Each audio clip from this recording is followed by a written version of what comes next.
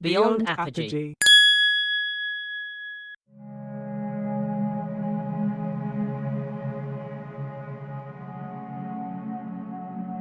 दाइ अल्छी लाग्यो के गर्ने होला?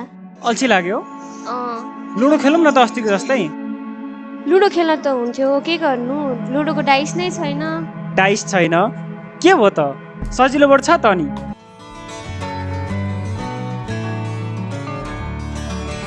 चौका पो हो। 1 2 3 4 ल।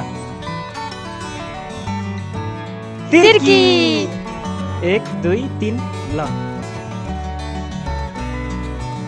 चौका 1 2 3 गयो गयो।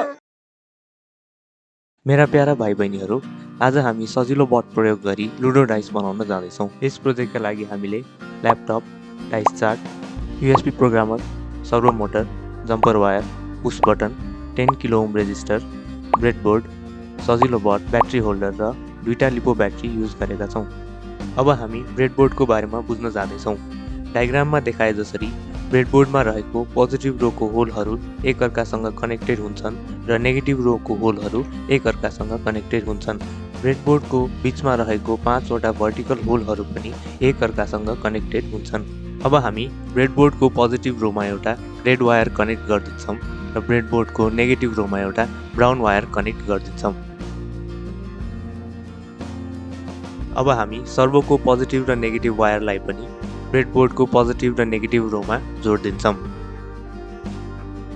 पुश बटनको एउटा साइडमा रहेको 2टा पिनहरू एकअर्कासँग कनेक्टेड हुन्छन्। रिसेट पिनलाई हामी डायग्राममा देखाए जसरी ब्रेडबोर्डमा कनेक्ट गरिदिन्छौँ। सजिलो बटमा सिग्नल पास गर्नको लागि ब्रेडबोर्डको पोजिटिभ रोलाई हामी पुश बटनसँग जम्पर वायरले कनेक्ट गरिदिन्छौँ।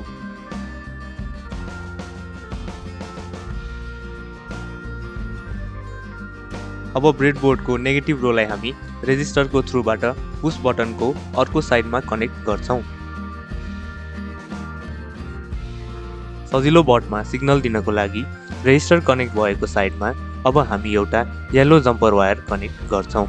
सबै कनेक्सन गरिसकेपछि हाम्रो सर्किट यस प्रकार देखिन्छ।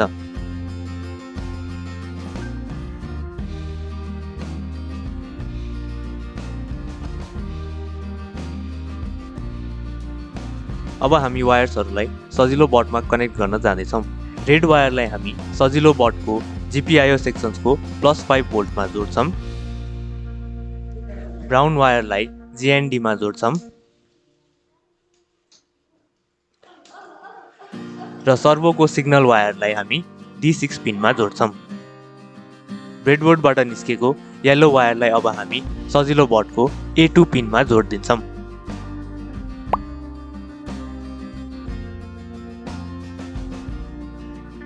यति गरेपछि हाम्रो सर्किट रेडी हुन्छ।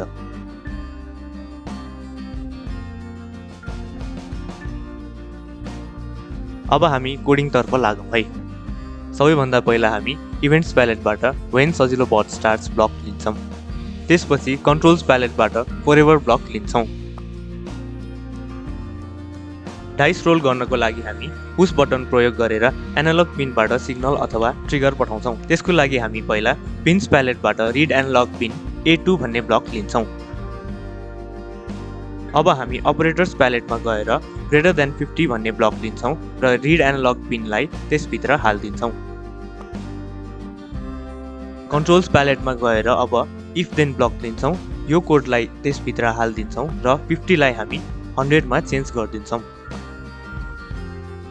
अब हामीले A2 बाट एनालग सिग्नल पठायौँ भने इफ ब्लकभित्र रहेको कोड रन हुन्छ। डाइस रोल गर्नको लागि हामीले र्यान्डम नम्बर पिक गर्नुपर्ने हुन्छ, जसको लागि हामी अपरेटर्स प्यालेटमा गई पिक र्यान्डम ब्लक ड्र्याग गर्छौँ र त्यसलाई 1 to 6 मा सेट गर्छौँ। अब हामी इफ देन ब्लक यसरी हालिदिन्छौँ र यसको कन्डिसन सेट गर्नको लागि equals to 50 block if then भित्र हालिदिन्छौँ। इक्वल्स टु को एउटा एन्डमा हामी पिक र्यान्डम ब्लक हाल्छौँ र अर्को एन्डमा 1 to 6 मध्ये हामी एउटा डिजिट हाल्छौँ। इफ देन ब्लकभित्र हामी मोटर्स प्यालेटबाट मुभ सर्भो कोड हालिदिन्छौँ र एङ्गललाई 0 डिग्रिजमा सेट गरिदिन्छौँ। .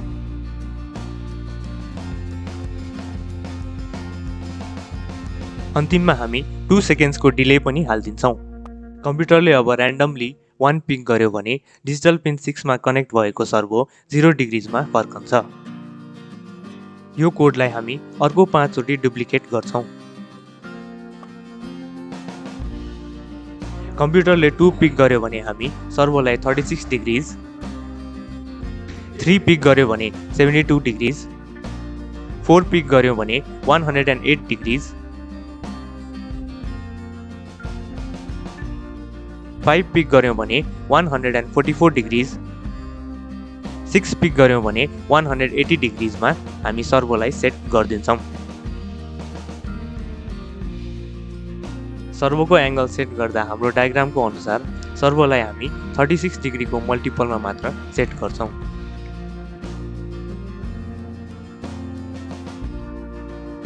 अब हामी कोड अपलोड गर्न जाँदैछौँ।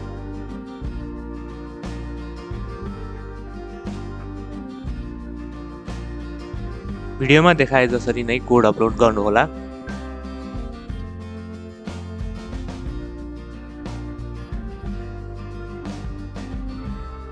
र रिसेट पिन दबाउन नबिर्सिनुहोला।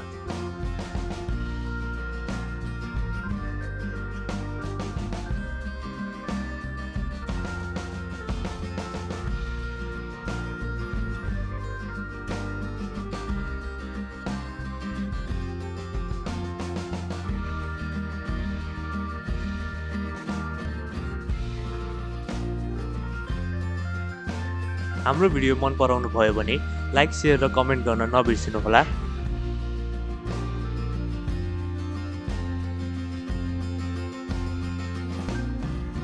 र यस्तै भिडियोजहरुका लागि हाम्रो च्यानल सब्स्क्राइब गर्नुहोस्।